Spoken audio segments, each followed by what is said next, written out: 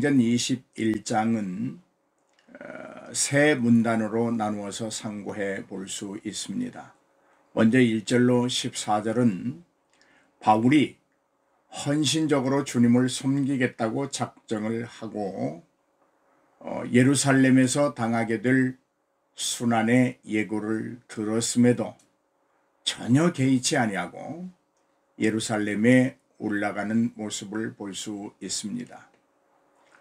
결박과 환란이 기다림에도 불구하고 기꺼이 자기 신앙에 거리낌 없이 받아들이겠다고 하는 순교적 신앙의 결기를 볼 수 있게 되죠.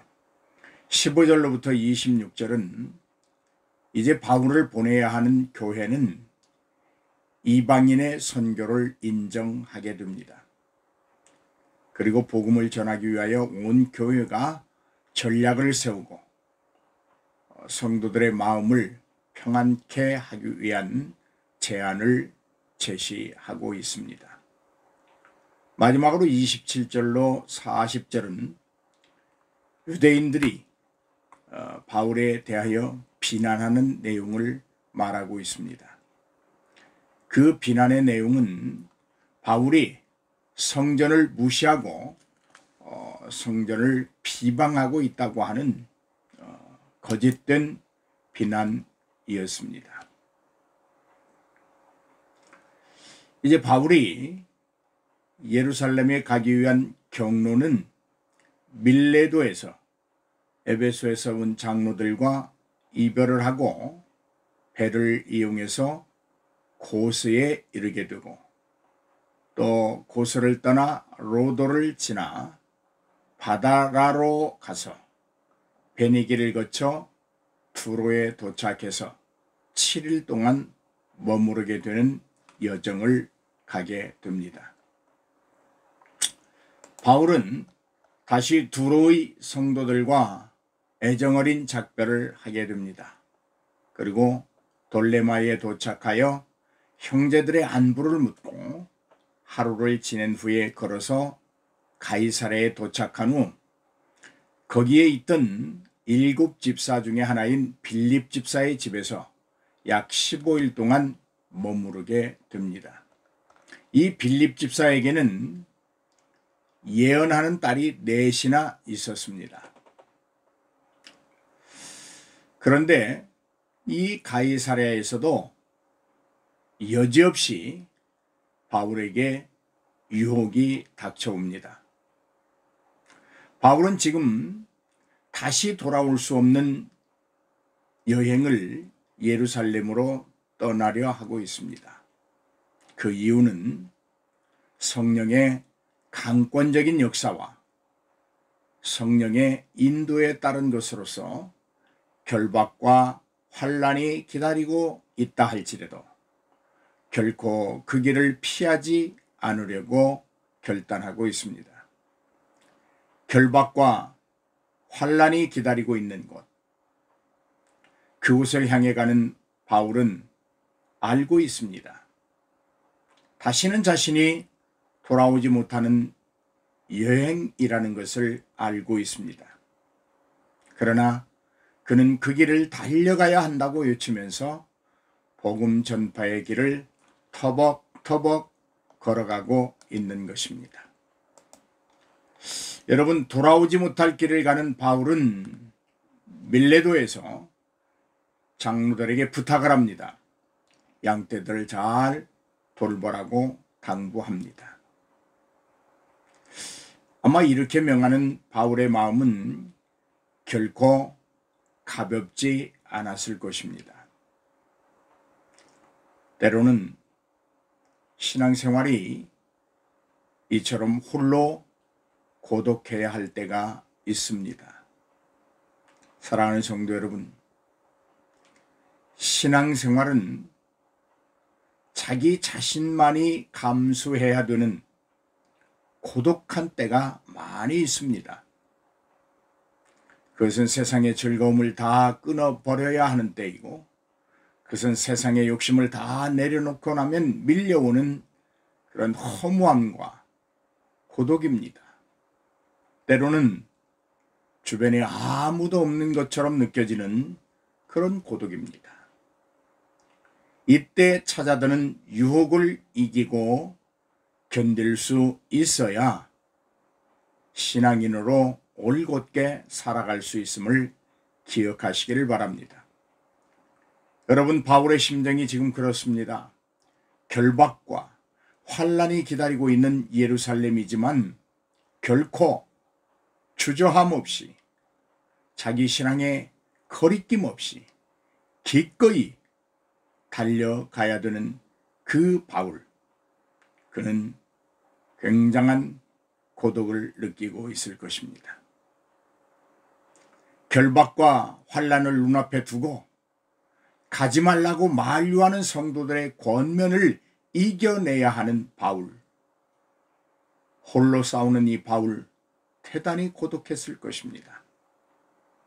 사랑하는 성도 여러분, 오늘 이 아침에 우리가 하나님의 사람으로, 하나님의 백성으로, 하나님의 종들로 그 사명과 소명을 감당하기 위하여, 아니 오늘도 우리에게 주어진 이 귀한 사역을 충실히 수행하기 위해서는 때로는 혼자여야 할 때가 있습니다.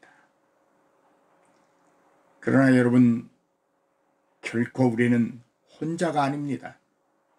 하나님이 함께 하십니다. 오늘 이 아침에 우리 모두가 이 신앙의 결기에 차 있는 바울의 심정으로 돌아가 볼 수 있기를 주님의 이름으로 권면합니다. 사랑하는 성도 여러분, 바울은 성도들의 유혹만이 아니라 자신 속에서 일어나고 있는 유혹도 이겨야 했습니다. 바울은 자신의 앞날을 훤히 알고 있었습니다. 사람이란 외부적인 유혹에도 약하지만 그러나 그것들은 어느 정도는 이겨낼 수 있는 힘을 가지고 있습니다. 남들의 바라보는 눈 때문에다, 남들을 의식하면서라도 어떤 사람과의 관계 속에서 체면과 어떤 자존심 때문에라도 외부적인 유혹은 어느 정도 이겨낼 수 있는 힘을 가지게 됩니다. 하지만 자기 자신 속에서 일어나는 유혹을 이긴다고 하는 것은 그렇게 쉽지 않음을 우리 모두는 경험해 보았을 것입니다.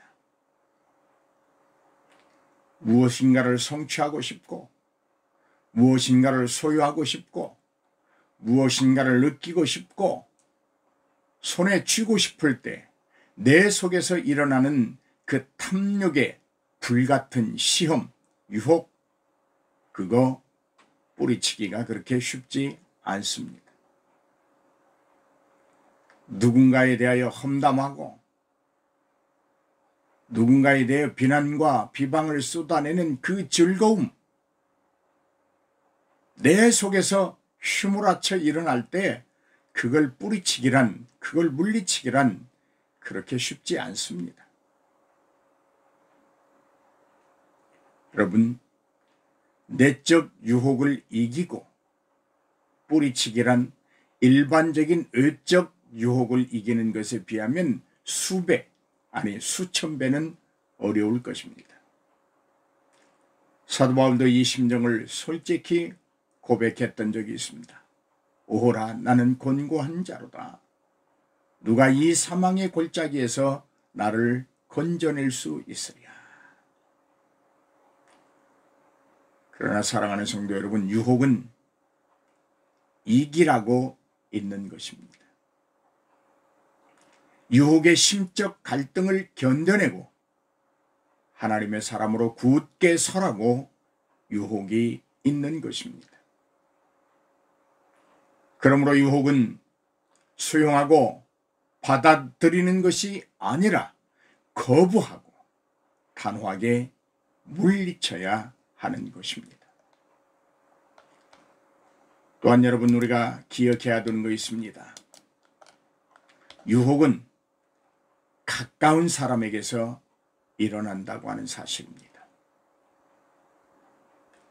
가까운 사이이기 때문에 그것이 유혹인 줄을 모를 때가 많이 있습니다. 자신을 믿기 때문에 자신을 도우려고 하는 것으로 자신을 유익하게 하는 것이라고 생각하게 됩니다. 이것이 유혹입니다. 그러나 진리는 하나입니다. 오직 하나님의 말씀이 모든 것의 기준이 됩니다.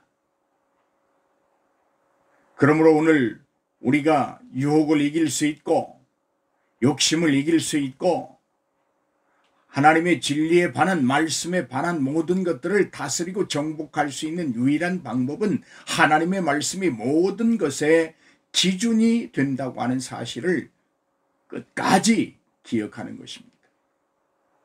그리고 그 말씀에 순종해 보려고 도전하고 노력하는 것입니다.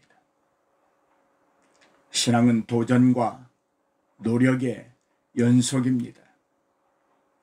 믿음 생활은 도전하는 생활입니다. 불가능을 향해 도전하는 것입니다.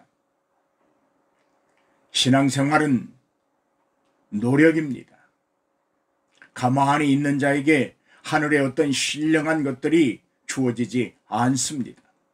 구원은 하나님의 은혜로 얻습니다마는 그 구원을 통하여 얻게 되는 모든 열매들은 우리의 부단한 신앙생활의 노력을 통하여 좀 더 빨리, 좀 더 가까이, 좀 더 풍성하게 누릴 수 있게 되는 것입니다. 우리가 유혹을 이기고 하나님의 사람으로 바르게 살기 위해서는 말씀이 기준이라고 하는 사실 다음에 또 하나 깨달아야 되는 것은 소명입니다. 오늘 우리가 살아가는 것은 그저 사는 인생이 아닙니다. 소명에 의하여, 소명을 이루기 위하여 소명 때문에 살아가는 것입니다. 소명을 감당하고 사역하는 일에 있어서 그 일들을 저해하는 것들은 아무리 달콤해도 유혹일 뿐입니다. 마셔서는 안 되고 손에 잡아서도 안 됩니다. 소명과 그 소명에 의한 사역이 먼저여야 됩니다. 오늘 우리의 생각과 우리의 마음과 우리의 행위 하나하나에 있어서 소명의식으로 가득 찬 삶이 되기를 주님의 이름으로 권면합니다. 이제 사도 바울은 성령의 강권하심을 통해서 예루살렘에 올라가고 있습니다. 바울에게는 성령의 감동으로 성도들이 예루살렘에 올라가지 말라고 권면합니다. 여러분, 바울에게는 성령의 강권하심과 성도들에게는 성령의 감동이라고 하는데 어느 것이 옳은가? 어느 것이 더 힘이 있고 강한가? 성령의 강권이냐? 성령의 감동이냐? 이런 질문을 하는 진부한 자들이 있습니다. 이러한 질문은 우문입니다. 소명과 사역을 대비해 보면 결론은 분명하게 내릴 수 있습니다. 여러분, 바울은 예루살렘에 올라가는 것이 맞습니다. 결박과 환난이 있고 죽음이 있을지라도 반드시 바울은 예루살렘에 올라가야 합니다. 그것이 하나님께서 바울을 선택하신 이유입니다. 바울은 이미 그리스도의 복음을 위하여 택함을 받은 그리스도의 종이라고 하는 사실입니다. 하나님의 백성들에게는 환난과 결박이 없을 수 없을 수 없습니다.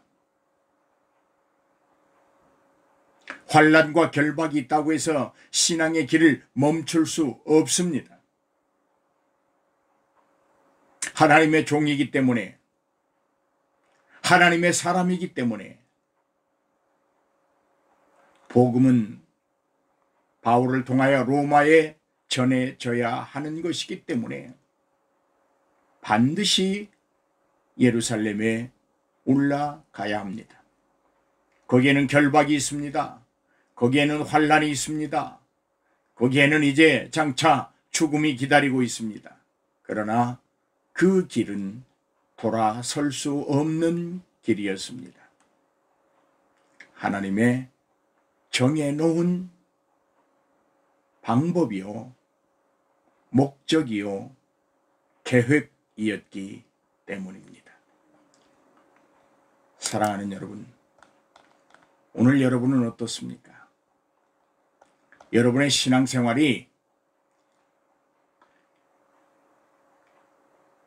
하나님께서 택하시고 하나님께서 정하시고 그것이 하나님의 목적이요 계획이라고 인정하십니까? 오늘 예수 소망교회에 쏟아붓는 여러분의 헌신과 눈물과 봉사가 하나님 안에서 얻게 된 은혜로 얻게 된 소명이요, 여러분 스스로가 실천해야 될 사역이며 그것이 하나님이 정하신 방법이요 목적이라고 하는 사실을 인정하십니까? 그렇다면 두려워하지 마십시오. 결박과 환난이 있을지라도 두려워하지 마십시오. 기꺼이 거리낌 없이 받아들여야 할 것입니다. 바울이 예루살렘에 올라간다고 하니까 가이사랴에 있던 성도들이 극구 만류합니다. 바울은 아무런 대꾸도 하지 않습니다. 어떻게 그럴 수 있었을까요? 그는 이미 각오가 되어 있었기 때문입니다. 오늘 사랑하는 여러분, 우리 주변에서 우리가 하나님의 일을 하려고 할 때, 하나님의 영광을 위하여 살려고 할 때 여러 가지 이야기들이 있고 만류하는 자들도 있고 격려하는 자들도 있고 여러 가지의 사람들이 섞여 있습니다. 그럴 때 우리는 중심을 굳게 해야 합니다. 그들에게 일일이 대답할 이유가 없습니다. 내 중심이 하나님을 향하여 있으면 됩니다. 내가 가는 길이 하나님이 나를 부르신 목적이요, 나를 이렇게 사용하시는 것이 하나님의 계획이었다면 주변 사람들의 어떠한 이야기도 개입될 수가 없습니다. 이것이 바울이 홀로 겪게 되는 고독입니다. 신앙은요, 주변 사람들의 도움을 입는 것이 신앙입니다마는, 그러나 결국 자신과 하나님과의 만남이라고 하는 것, 이것이 더 소중한 것입니다.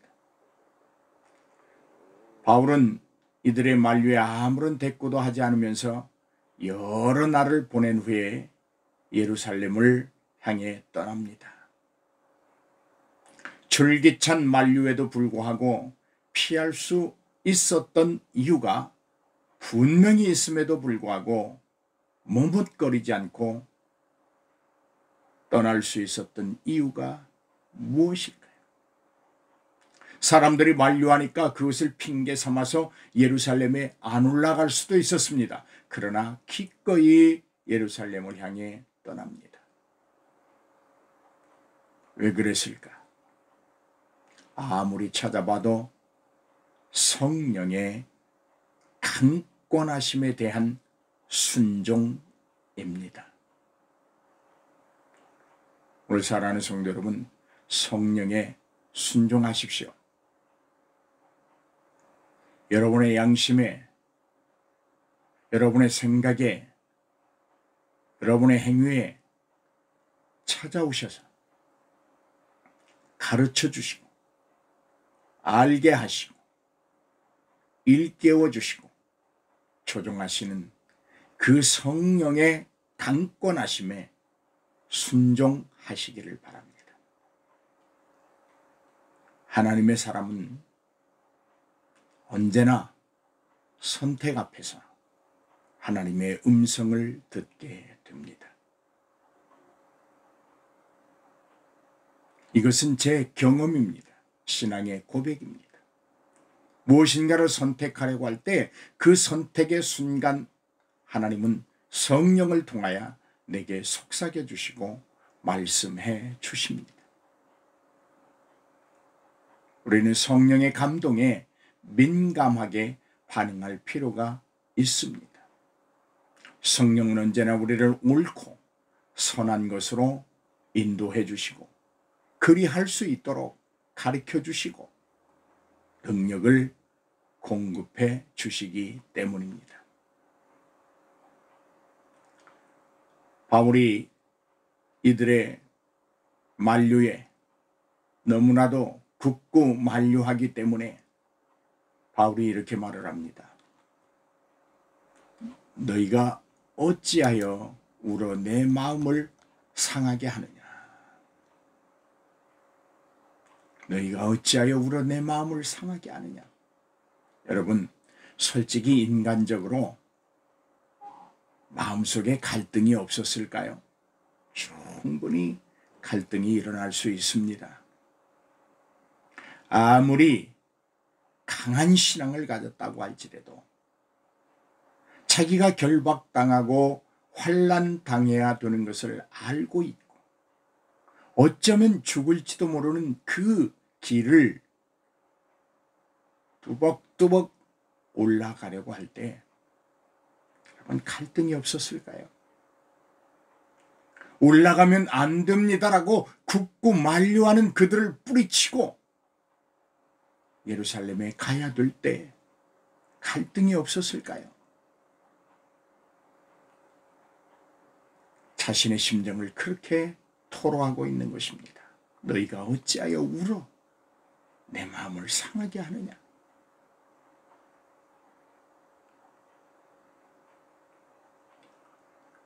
가이사랴에 도착한 바울은 아가보라고 하는 선지자의 예언을 듣게 됩니다. 그가 바울의 띠를 가져다가 자신의 허리를 동여 맵니다.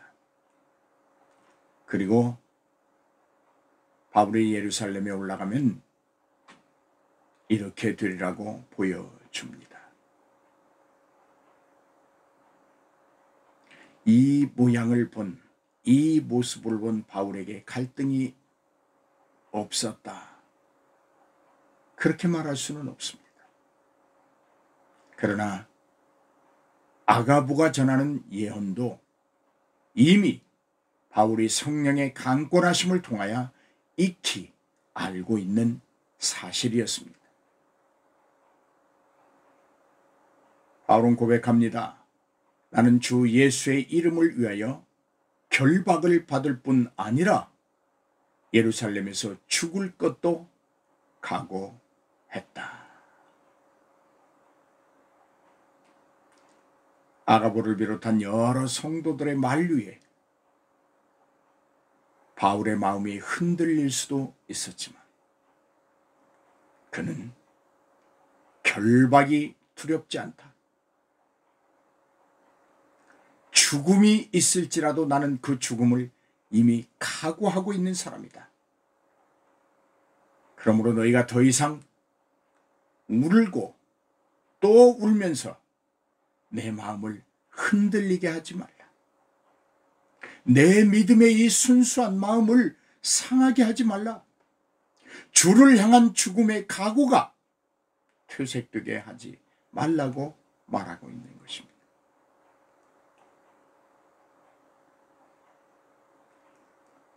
성도들이 만류하고 울고 불면서 만류하는 그 상황 속에서도 바울은 자신에게 주어진 소명을 생각하고 있는 것입니다. 오늘 사랑하는 여러분, 작은 개척교회에서 여러분 수고하고 봉사하는 것 아무리 힘쓰고 했어도 그렇게 눈에 어떤 결과물이 나타나지 않을 때 흔들릴 수 있습니다. 그러나 그때 우리는 더욱 하나님이 우리에게 주신 소명만을 생각해야 될 줄로 믿습니다. 그 소명은 하나님의 은혜로 받은 소명입니다. 하나님이 우리에게 주시는 은혜 중에 하나로 소명을 주셨다고 하는 사실입니다. 오늘 우리가 하나님의 은혜로 받은 소명을 각자의 사역으로 생각하고 교회의 구석진 곳에서 사회의 구석진 곳에서 남몰래 봉사하고 헌신하면서 나는 어떠한 일이 있어도 결박과 환란이 있어도 아니 죽음이 기다린다고 할지라도 나는 나에게 주어진 이 소명의 사역을 감당하기 위하여 나는 나 홀로 고독의 잔을 마시면서라도 이 길을 가겠다고 하는 신앙의 결단이 있기를 주의 이름으로 축복합니다. 이것이 오늘 하나님이 저와 여러분을 이 예수 소망교회를 통하여 만나게 하신 목적이요 이유라 믿습니다. 바울은 전혀 두려움이 없었습니다. 아무도 그를 막을 수 없었습니다. 그렇습니다.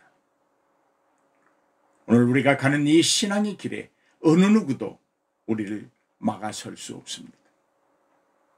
무엇으로도 우리를 두렵게 만들 수 없습니다.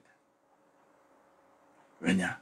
우리에게는 하나님을 향한 분명하고 확고한 믿음이 있기 때문입니다. 그리고 하나님의 그 놀라운 언약의 약속이 있기 때문입니다. 하나님의 은혜의 언약은 오늘 영원토록 우리와 함께 하신다고 약속하고 계십니다. 오늘 하루 살아가면서 하나님이 함께 하신 그 은총과 은혜를 풍성하게 체험하는 저와 여러분이 되기를 주의 이름으로 축복해 드립니다.